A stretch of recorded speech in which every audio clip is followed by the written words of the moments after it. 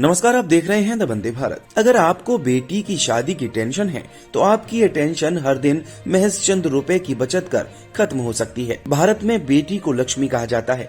आज भी देश में बेटी के जन्म होते ही माता पिता उसकी शादी और पढ़ाई के लिए पैसा जोड़ने लगते हैं। सामान्य मानसिकता के तहत लोगों की बेटी की शादी और उसकी शादी में होने वाले खर्च की चिंता रहती है। अगर आपके घर में भी लक्ष्मी यानी बेटी है और आपको उसकी शादी की चिंता सता रही है तो परेशान होने की जरूरत नहीं है। कई ऐसी बीमा कंपनियां हैं जो लोगों की इन चिंताओं का ध्यान रखती है। इन्हीं में से एक है भारतीय जीवन बीमा निगम यानी LIC कन्यादान पॉलिसी। देश की सबसे बड़ी इंश्योरेंस कंपनी भारतीय जीवन बीमा निगम यानी LIC की कन्यादान पॉलिसी स्कीम काफी लोकप्रिय है। इस स्कीम के तहत माता पिता को बेटी की पढ़ाई और उसकी शादी की बचत के लिए प्रोत्साहित करना है। LIC की इस कन्यादान पॉलिसी में आपको रोज बस 121 रुपए जमा करने होंगे।